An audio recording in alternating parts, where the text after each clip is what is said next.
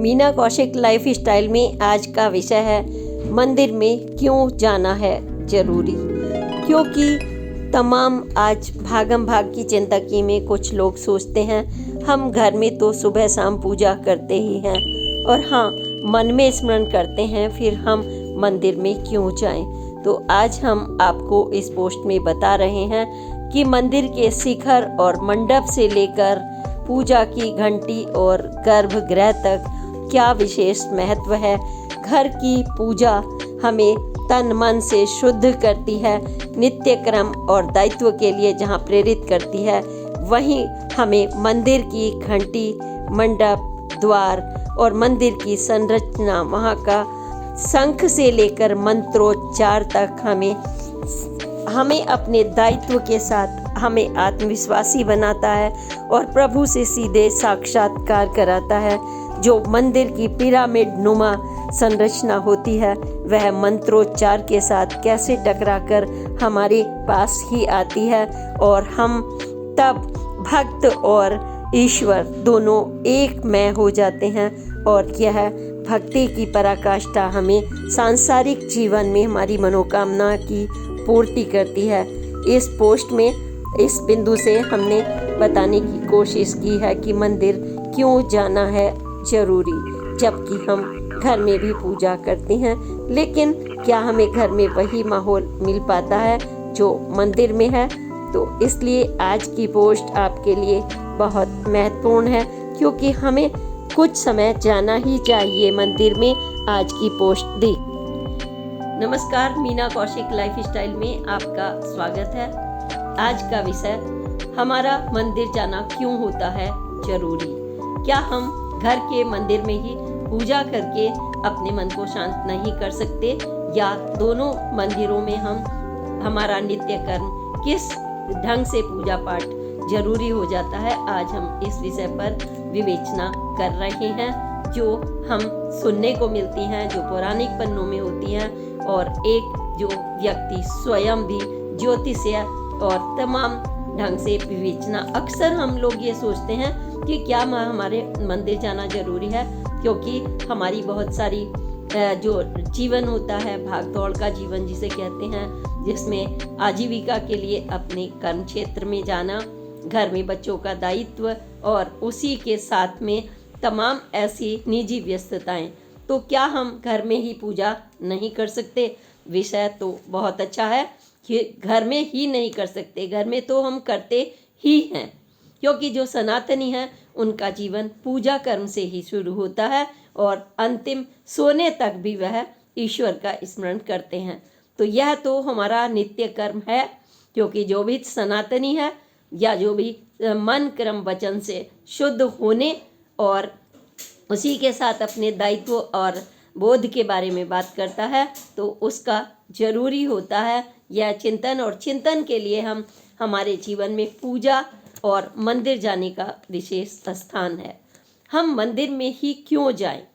अक्सर ये प्रश्न तमाम युवा पीढ़ी में उठता है, और मंदिर क्यों जाएं, तो इसके लिए हमें बहुत सारे, एक या दो नहीं, तमाम जवाब मिलेंगे।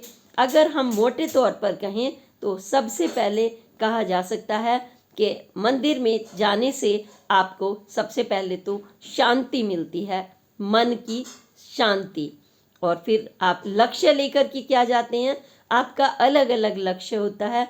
किसी को संतान की प्राप्ति, किसी को विवाह, किसी को आजीविका, किसी को स्वास्थ्य, और किसी को तमाम तरह की मनोकामनाएं पूर्ति, और किसी को सिर्फ भगवान का दर्शन, ताकि हमारा पूरा ही जीवन सफल रहे और हम सक्षम रहें, आत्मविश्वासी रहें। हम कुछ लेने नहीं जाते, बल्कि हम अपने इष्ट देव के दर्शन करने जाते हैं, और दर्शन करने मात्र से हमें सब कुछ मिल जाता है। मंदिर में हमारे यहाँ भारतवर्ष में हर घर में मंदिर की कल्पना की जा सकती है। चाहे आप अयोध्या जाएं तो आप देखेंगे हर घर में मिलेगा, किनारे पर मिलेगा, रोड पर मिलेंगे। आप जाएं वृंदावन जाएं, मथुरा जाएं, वाराणसी जाएं, काशी जाएं, आप हरिद्वार जाएं, लेकिन गृहस्थ जीवन में घर में भी मंदिर बनाते हैं। और मंदिर तभी हम पूछते हैं कि क्या हमें मंदिर, तो हम मंदिर जाते हैं क्योंकि वहाँ का तमाम दृष्टि से एक मंदिर को पूर्ण बनाया जाता है, जहाँ हमें ब्रह्मांडीय शक्ति से साक्षात्कार सीधे होता है प्रभु से। इस ढंग से उसकी एक तो निर्माण किया जाता है, वो ज्योतिषीय हिसाब से, वास्तु शिल्प के हिसाब से, और हम अपने पूजा के नित्य कर्म में जो ईश्वर के लिए सुविधाएं होती हैं उस हिसाब से, परिक्रमा के हिसाब से, मंडप के हिसाब से अगर हम देखते हैं तो वहाँ पर जो उसका निर्माण है, आपने देखा होगा, वो घर से बिल्कुल भिन्न होता है। और जब घर से भिन्न होता है तो आपने देखा होगा कि मंदिर नुकीला होता है, जिसकी छत जो होती है एक आम घरों की तरह से नहीं होती, यानी उसके ऊपर एक केंद्रीय शिखर होता है। और वो शिखर कहाँ होता है, ये नहीं कि कहीं भी शिखर होगा। जिसका भी हम इष्ट देव का, प्रभु का मंदिर बनाते हैं, जैसे शिव मंदिर, विष्णु मंदिर, महामाया मंदिर, माँ लक्ष्मी मंदिर, वैष्णव देवी मंदिर, उसी जो भी हम जिसके, तो उसके नीचे, शिखर के ठीक नीचे वहाँ गर्भगृह होता है, और गर्भगृह में मुख्य देवता की जो मूर्ति है वह स्थापित की जाती है, और घरों में मूर्तियाँ स्थापित नहीं की जाती। यह मूर्तियाँ स्थापित की जाती हैं, कितनी ऊंचाई पर होती हैं मूर्तियाँ, इसका भी स्थान होता है। जब हम झुक कर के वहाँ प्रणाम करते हैं, मत्था टेकते हैं, तो वो आपके कंधे से नीचे नहीं होनी चाहिए मूर्ति। जब हम चरणों को छू रहे हैं तो वो हमारे कंधे से नीचे ना चली जाए, इस तरह से होता है। परिक्रमा के लिए खास स्थान होता है, मंडप होता है, मूर्तियाँ स्थापित होती हैं, स्तंभ होते हैं। और हाँ, मंदिर कई शैली में बनाए जाते हैं। ज़्यादातर हमारे भारतवर्ष में पत्थर यानी पाषाण से ये मंदिर बनाए जाते हैं अधिकांशतः, लेकिन कुछ जगह काष्ठ शैली में और कहीं कहीं ईंटों से भी बनाए जाते हैं। और चारों तरफ इसके एक प्राकार होता है जिसको हम चार दीवारी कहते हैं। लेकिन मंदिर का निर्माण जो है वर्गाकार और आयताकार होता है। ये मुझे इसलिए आज हम लोग चर्चा कर रहे हैं क्योंकि क्यों जाते हैं, क्योंकि हम अगर देखें कि मंदिर की बनावट से लेकर के घंटी और ध्वनि तक का एक महत्व है। चारों तरफ उसके सड़क होती हैं, वो बहुत शुभ होता है। पूर्व की दिशा में मकान जो मूर्तियों का मुख होना चाहिए, उत्तर पूर्व एवं ईशान कोण में उसका ढलान शुभ होता है।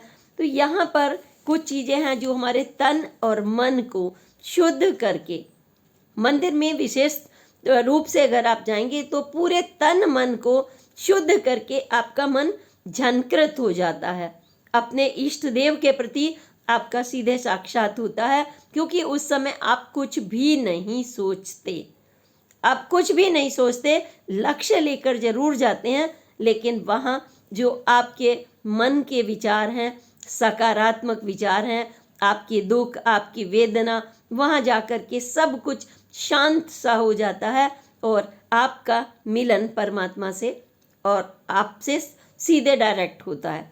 ऐसे में छत का नुकीला होना, जहाँ ब्रह्मांडीय शक्ति यानी ऊर्जा को वह सोखता है अपने अंदर। और फिर जब हमारी वेव्स होती हैं तो आपने देखा होगा कि मंदिर के अंदर कोई विंडो वगैरह नहीं होती है, अधिकांश देख लीजिए आप। और वहाँ जो आपके विचारों की क्षमता है आप तक आती है, और फिर ब्रह्मांडीय शक्ति तक और आप तक आती है पिरामिड रूप में। शंख और घंटी तक का भी महत्व है। वहाँ पर जब शंख बजता है और घंटी की जब एक टन आप आवाज़ आती है, एक घंटी लगभग 7 सेकंड आपके मस्तिष्क में वो ऐसे दूर तक चली जाती है, फिर आप तक टकरा कर आती है। वह ध्वनि आपको पूरी तरह से आपकी जो शक्तियाँ हैं उनको जागृत करती है, शांत कर देती है। कुछ भी नहीं सोचते, आपको इतना सुकून मिलता है उस समय। आप यह नहीं सोचते क्या हो रहा है मेरे इर्द गिर्द, सकारात्मक सोच बनती है, एक विशेष ऊर्जा आती है। और अगर हम बात करेंगे, छत की बात हुई, छत जो है मंदिर का जो बना हुआ है, ये ध्वनि से भी इसका रिश्ता है। यह एक तरह से सिद्धांत है, ये हमारा बुलंदियों का सिद्धांत, ब्रह्मांडीय शक्ति तक का जो हम तक वापस आता है पिरामिड रूप में।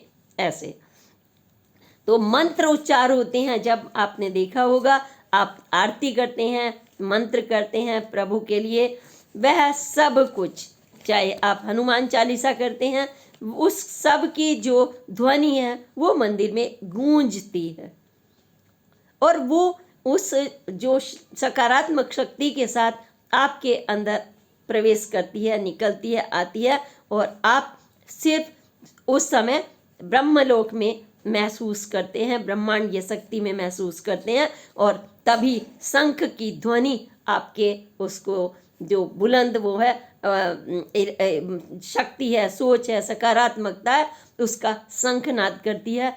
आपकी कर्म शक्ति यहाँ पर जागती है। यहाँ आप विवेचना करते हैं। यहाँ जब आप प्रणाम की मुद्रा में अक्सर होते हैं, जो भी भक्त होंगे, आप जाते हैं पूजा करने के लिए तो प्रणाम की मुद्रा में, जिसका वैज्ञानिक तथ्य भी है। जब हम प्रणाम करते हैं और झुकते हैं और इष्ट के सामने, तो वैज्ञानिक रूप से भी आपका शक्ति का संचार होता है। आपका जो तीसरा नेत्र है यानी सोच, वो आपका मस्तिष्क गुंजायमान होने के साथ, प्रभु मिलन के साथ अपने अंदर आत्मविश्वास को प्रतीत करता है। आपके दायित्व की शक्ति जागती है, आपकी कर्म शक्ति जागती है, आपके चेहरे की कांति चमक उठती है। जब आप मंदिर में जाते हैं, वहाँ कोई द्वेष नहीं, कोई चिंता नहीं, कोई क्या करना है घर जाकर तब कुछ नहीं, चाहे घर में कोई बीमार हो, कितनी भी मुसीबतें हो, लेकिन मंदिर में जाकर के आपको अलग ही गजब आपका आत्मविश्वास जागता है। कितने ही ऐसे उदाहरण हैं कि भक्त को वहाँ पर सीधे प्रभु से साक्षात्कार हो जाता है, और कितने ही चमत्कार ऐसे होते हैं कि जब आप एक पूरे विश्वास के साथ जाकर के माथा टेकते हैं ईश्वर के सामने, तो आपकी मनोकामनाएं पूर्ण हो जाती हैं, जिसे हम छोटी छोटी मनोकामना कहते हैं। किसी की शादी, किसी का ब्याह, चाहे नौकरी, क्योंकि यही छोटी छोटी चीज़ें एक दायित्व बोध के बड़े कर्तव्य से हमें जोड़ती हैं, जैसे जो हमें वो कर्तव्य ईश्वर ने दिया है।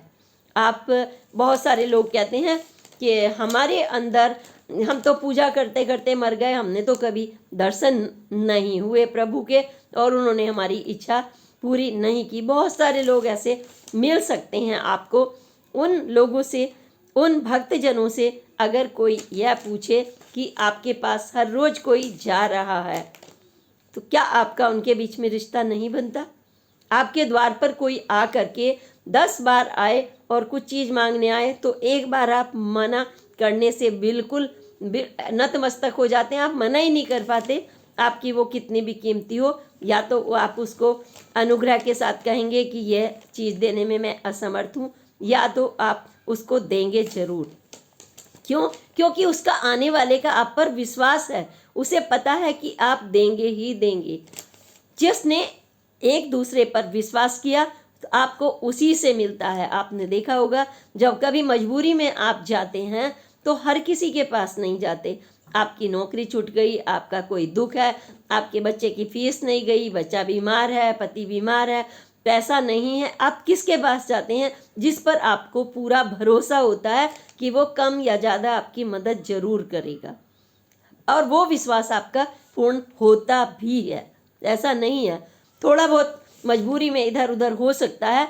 जैसे हम छोटे से विश्वास को महसूस कर लेते हैं, ठीक इसी तरह से हमारा प्रभु के ऊपर जब हम पूरा भरोसा करते हैं, तो ऐसा हो ही नहीं सकता कि आपकी बातें ईश्वर ना सुने, क्योंकि आप उनकी संतान हो।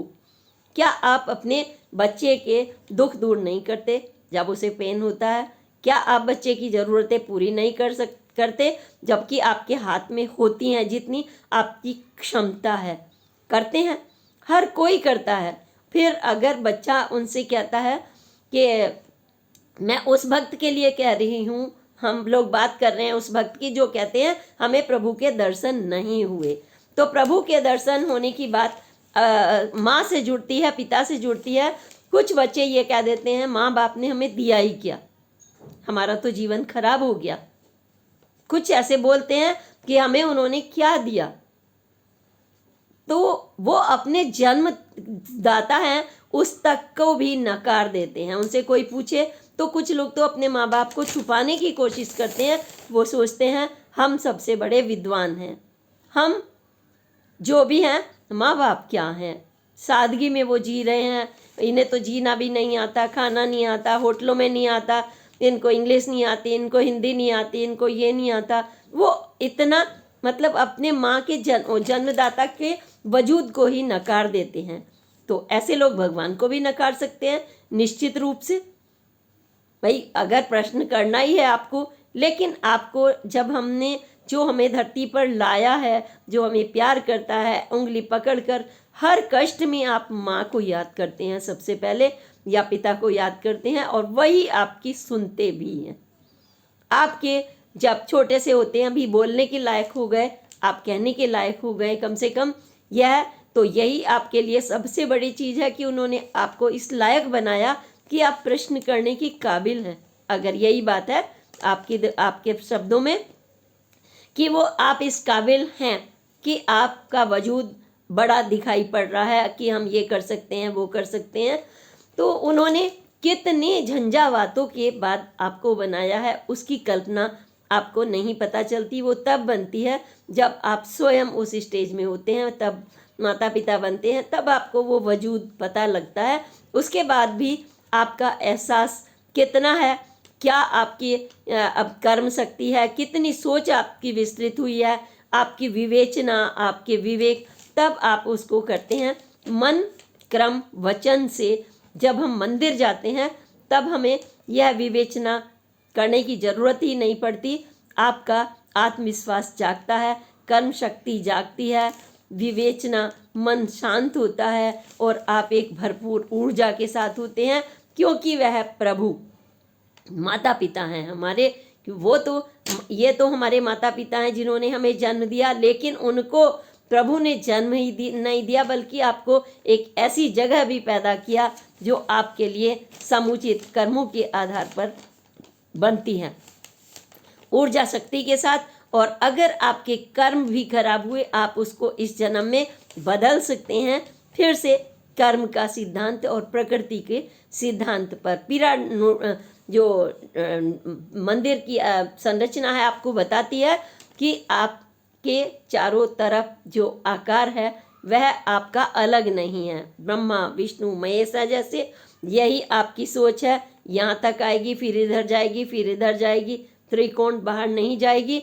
आप जैसा सोचते हैं वैसा आप तक वापस आता जरूर है।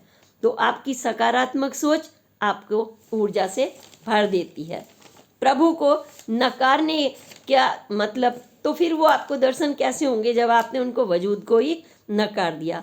हम तो पत्थर में भगवान बना लेते हैं। आप बताइए, भगवान 10 जगह तो जा नहीं सकते, वो तो त्रेता युग में होते थे, सतयुग में होते थे।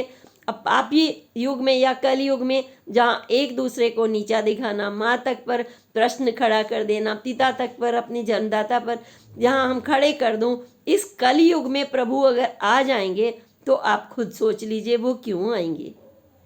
तो वो हमें विग्रह के रूप में मिलते हैं, यानी आप उनको एहसास करेंगे। और मंदिर में जाकर जब करते हैं तो वहाँ शंख, घंटी, धूप, पिरामिड, वास्तुशिल्प, सूर्य की किरणों का तक्का, और वहाँ पर कोई बैक्टीरिया तक नहीं पैदा होते। कितना भी शहद मंदिर में चढ़ाइए, मीठा, गुड़, और इसके साथ में आप धनिया, जो भी आपका मन होता चढ़ाते हैं, लेकिन वहाँ आपको मक्खियाँ नहीं मिलेंगी। सफाई भी मिलेगी और सफाई के साथ मक्खियाँ नहीं मिलेगी। वहाँ पर आपको मंडराते हुए शिवालय पर, वहाँ आपको एक सुगंधित धूप दीप की खुशबू, कपूर की खुशबू आपके मन को एकदम से तृप्त कर देती है, और वह कान से, आँख से, नाक से, मन से, दिल से आपको पूरी तरह से एक शक्ति देती है। और अगर आप नित्य मान लीजिए कर्म बना लेते हैं, क्योंकि आजीविका में भाग दौड़ में आपका नित्य जाना जरूरी नहीं हो पाता, संभव नहीं हो पाता, तो ऐसे में आप अपने हिसाब से बनाते हैं, 1 महीने में जाएंगे या 1 हफ्ते में जाएंगे, या हम छुट्टी के दिन हर संडे जाएंगे, हर मंडे जाएंगे। अपने अनुसार आप जा कर के भगवान के दर्शन जरूर करते हैं, और इससे आपके ज्ञान चक्षु खुलते हैं। और आप जो वहाँ से लेकर के लौटते हैं मंदिर में, वो बताने की बात नहीं होती। बिल्कुल ठीक ऐसे तरह से वो आनंद मिलता है जैसे गूंगे को कितना भी धन धान्य मिल जाए वो बता नहीं पाएगा उसके पास कितना खजाना है, वो खजाना आपको मिलता है उस विवेचना शक्ति के साथ जो मंदिर की घंटे की ध्वनि। और जब दीप जलाते हैं आप देखना, वो जो दीप जलता है मंदिर में उसका प्रकाश, आप जा कर के एक दीप लगाते हैं, धूप लगाते हैं, अगरबत्ती जलाते हैं और सभी उसी क्रिया में होते हैं। माँ कोई ये नहीं देख रहा होता कि दूसरे की थाली में क्या है। वहाँ पर ये नहीं देखते जैसे घर में होता है कि इसकी थाली में कम है, इसकी थाली में ज़्यादा है। वहाँ तो सिर्फ अपने प्रभु से मिलन के लिए और प्रार्थना करबद्ध होते हैं। जब ये करबद्ध होते हैं तो इसका एक्यूप्रेशर से और विज्ञान से भी संबंध है कि तब आपने तन मन धन से आप नीचे होके झुक कर मांग लिया तो आपके एक एक तंतु जो मस्तिष्क का और शरीर का है वो चक्षु खुल जाते हैं। और इसी के साथ आपने देखा होगा, पंडिताचार्यों को देखा होगा जो बैठे हुए होते हैं। आप घर में आपके पंडित आते हैं तो तुरंत आपका प्रणाम के लिए हाथ क्यों जुड़ जाते हैं, जबकि वो 21 साल के पंडित जी होंगे और आप 50 के होंगे, आप 60 के होंगे या 70 के होंगे, तो भी आप पंडित जी को प्रणाम करते हैं, झुक जाते हैं ना। उनके अंदर वो कितने आराम से अपने शिवलिंग को नहलाना, मूर्तियों की पूजा करना, इतनी निष्ठा भाव से सब कुछ करते हैं तो उनके चेहरे पर तेज आ जाता है, अलग से उनका आत्मविश्वास हो जाता है। ठीक इसी तरह से अगर आप जाते हैं सूर्योदय के समय, दोपहर को देखिए अलग पूरी दुनिया अपनी अपनी आपाधापी में काम में लग जाती है। जो मंदिर जाने का सबसे अच्छा समय होता है प्रातःकाल ही होता है, स्नान ध्यान के बाद। यह अवश्य ध्यान में रखना चाहिए कि दोपहर होने से पहले 12 बजे से जब जाते हैं हम तो इसके अलग संध्याकालीन पूजा का अलग महत्व है और दोपहर की जो भोग और खाने के लिए लगाया जाता है उस पूजा का अलग महत्व है। लेकिन हर रोज आप ऐसा नहीं कर सकते। फिर आपको जो दायित्व देते हैं ईश्वर और जो मनोकामनाएं लेते हैं तब आप उस पर काम निकलते हैं, एक प्रोजेक्ट की तरह आप अपनी ज़िंदगी में लग जाते हैं। घर में जब हम बात करते हैं मंदिर में तो इसके भी कई नियम धर्म हैं। छोटी छोटी अंगुल भर की, 3 अंगुल से बड़ी नहीं होगी मूर्ति, अलग अलग, और किस आकार का मंदिर बनता है, ये सब कुछ नित्य पूजा का महत्व है। 1 लोटा जल हर रोज सूर्य को चढ़ाने का महत्व है। जब आप मन कर्म वचन, स्नान क्यों जरूरी है, धूप दीप क्यों जरूरी है पूजा के लिए, आप बताइए। आपने जब तक आपका शरीर ही शुद्ध नहीं तो आप क्या पूजा में आपका ध्यान लगेगा, क्या मन लगेगा। और ध्यान ना भी करें मन तो आपके चित्त जो प्रभु से साक्षात्कार मांगने के लिए अगर आप अंगड़ाई लेते हुए बासी मुंह मंदिर में पहुंच जाएं तो आप बताइए क्या आपके कुछ ग्रहण कर पाएंगे। जब आप इंटरव्यू देने जाते हैं साक्षात्कार कितना टिप टॉप होकर के जाते हैं, जूते की चटर चटर आवाज़ ना हो। IAS का जब हम बड़ा एग्ज़ाम देने जाते हैं क्योंकि हमें बड़ा पद चाहिए, हम क्लर्क के लिए जाते हैं तो आपकी स्थितियाँ फटा जूता में को भी हम सिकोड़ते हुए वहाँ खटखट करते हुए 250-300 रुपए के जूते में या 100 रुपए के में जाते हैं, जैसी स्थिति होती है। लेकिन जब आप IAS का एग्ज़ाम देने जाते हैं कितनी भी गरीबी हो तो आप सोचते हैं हम एक बड़े पद पर जाने वाले हैं, हमारे शर्ट के बटन से लेकर के हमारी टाई तक हम कितना प्रेजेंटेबल हैं। ठीक इसी तरह से क्योंकि ताकि वो आपको नौकरी मिल जाए, आप उस नौकरी के लिए इतनी तैयारियां करके जाते हैं, अपना 50 बार चेहरा देखते हैं, नहाते हैं, परफ्यूम लगाते हैं, दुनिया भर का ट्रम सट्रम करते हैं। जब इतना आप सृष्टि के रचयिता से मिलने जाएंगे यानी इष्ट देव से, तो क्या आपकी इतनी तैयारी नहीं बनती, जहां आप अपने को पूरी तरह से समर्पित करके और मांग क्या लें। जब हम भगवान के ही हो गए तो वो तो जिसका घर उसी का दायित्व। जब हमने अपने आप को सौंप दिया प्रभु को तो हमें अपने आप को खुद देंगे, वो उनका दायित्व हो गया, अब हमारा दायित्व नहीं बचा। तो हम जो लोग कहते हैं कि हम मर गए तो ऐसा नहीं है, वो आपको देते हैं अपने माँ के रूप में। किस किस रूप में भगवान आपके साथ आ जाते हैं आपको पता ही नहीं चलता। भाई के रूप में, मित्र के रूप में, अपने आपके स्वयं की कर्म शक्ति के रूप में जब आत्मविश्वास के रूप में आते हैं, वो सबसे बड़ा आशीर्वाद होता है, जो आपको दायित्व, कर्तव्य, विवेचना, मन, क्रम, दान, शुद्ध होना, नहाना धोना, ये सब कुछ जब आपने सीख लिया तो फिर आपको किसी और की ज़रूरत नहीं पड़ती, बल्कि आपके हाथ ऐसे होने की बजाय ऐसे होते हैं। सबके सामने आप देने दाता बन जाते हैं, बड़े हो जाते हैं, आपके अंदर विनयशीलता आती है। जब मंदिर में देखा होगा किसी पंडित को, क्या आपने देखा है गुस्सा करते हुए? और अगर गुस्सा करते हुए देखा है तो वो तो ज़्यादा टिकेगा नहीं, उसको तो मंदिर कमेटी निकाल देगी। आजकल तो कमेटीज भी होती हैं मंदिरों में। लेकिन जो पंडित होता है उसके अंदर धैर्य होता है, उसके अंदर विनम्रता भी होती है, उसके अंदर ज्ञान होता है, छोटे बड़े का कैसे कब सम्मान करना है, ये सब कुछ हम सीख जाते हैं मंदिर में जाने से। सीधा सीधा हमें दिव्य शक्ति मिलती है हमारे अंदर, और तमाम भक्तों ने अब साक्षात किए हैं और करते रहेंगे। वो यूं ही नहीं जाते, कहीं भी मंदिरों में जाते हैं ना, तो और क्यों जाते हैं आप बताइए? सदियों से हम शिवलिंग की पूजा कर रहे हैं, हजारों वर्षों से। हम दो प्रकार से भक्ति करते हैं, जैसे हम घर में और मंदिर में। एक आंतरिक पूजा होती है जो मन के अंदर भाव होते हैं, एक होती है बाह्य, यानी कि आपको बाह्य रूप से भी पूरी तरह से भक्ति में लीन होना होता है, और हमें आंतरिक रूप से भी। अब जब आंतरिक शक्ति हमारी इतनी डेवलप हो जाती है, यानी विकसित हो जाती है कि हम मन से अच्छा और बुरे का सब एहसास करने लगते हैं। क्योंकि आपने देखा होगा कि पिता और माँ, जब चार बच्चे हों आपस में लड़ रहे हों, तो वो धैर्य से काम लेते हैं पूरी तरह से, क्योंकि वो समान भाव से देखते हैं। एक वो उसी स्नेह से दूसरे बच्चे को भी देखते हैं, तू बहुत शरारती है ऐसे कहकर समझाते हैं। बहुत ज़्यादा हो जाता है तब एक को डांट पड़ती है, पता लगा करके कि किसने डांटा। और माँ जो है अपनी संतान में कोई भेदभाव नहीं करती, ऐसा लग सकता है देखने में, लेकिन वो उनका सुख दुख और उनका विकास, उनका जो पूरा जीवन है सफल देखना चाहती है समान भाव से।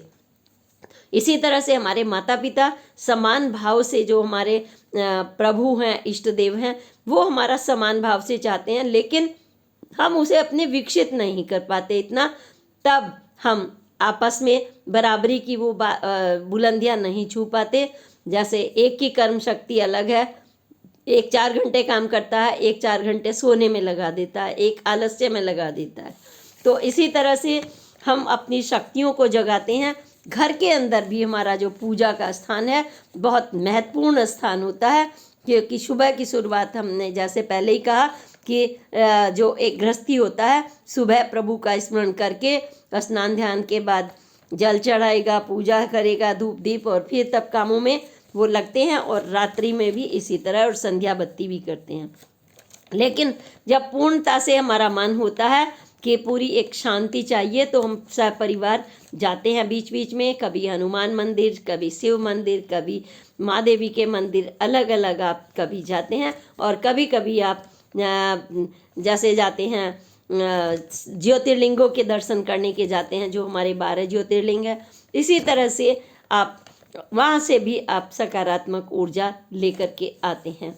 और जब हम ब्रह्म शक्ति और सभी कुछ प्राप्त करने के लिए बाह्य भी ले ली, समान भाव से मान सम्मान करना सीख जाएं, सब जैसे भगवान राम करते थे या शिव, प्रभावित नहीं होते हम बाहर के जितने भी नकारात्मकता है, तब हमारे वो अंदर एक भक्ति का और शक्ति का दोनों स्वरूप जागने लगते हैं।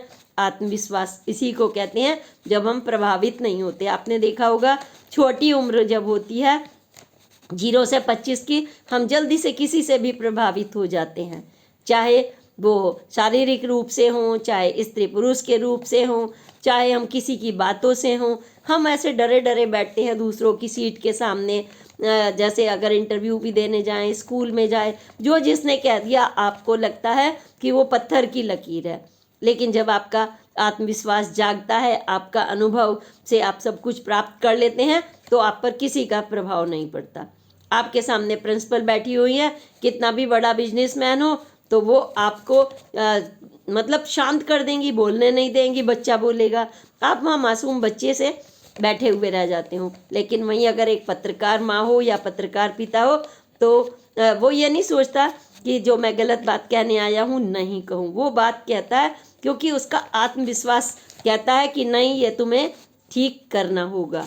ठीक इसी तरीके से ईश्वर जो है हमें मंदिर में जाने से, घर में पूजा करने से यह आत्मविश्वास दे देते हैं, जहाँ जीवन सफलता की कुंजी प्राप्त कर लेता है और वह स्वयंभू बनकर स्वयं हमें आशीर्वाद देते हैं, एक्टिव बना करके देते हैं। ग्रह लक्ष्मी, धन धान्य, दौलत, कर्म शक्ति, आत्मविश्वास, मान सम्मान।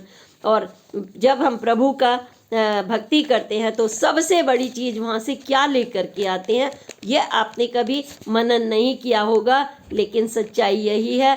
जैसे आपने अगर माँ के गुण और पिता के गुण ले लिए तो आप कहेंगे हमारी माँ ने तो ऐसा क्या कर दिखाया और पिता ने कि हम उनके गुण ले। आपको देखना नहीं आता उनके अंदर क्या गुण है, कैसे उन्होंने आपको 10 मिनट में दूध, फिर पानी, फिर दूध, फिर पानी, फिर पोटी, किस तरीके से एक माँ पालती है, उसे कहते हैं विनयशीलता, धैर्य, आत्मविश्वास, देखभाल करने का गुण, केयरिंग।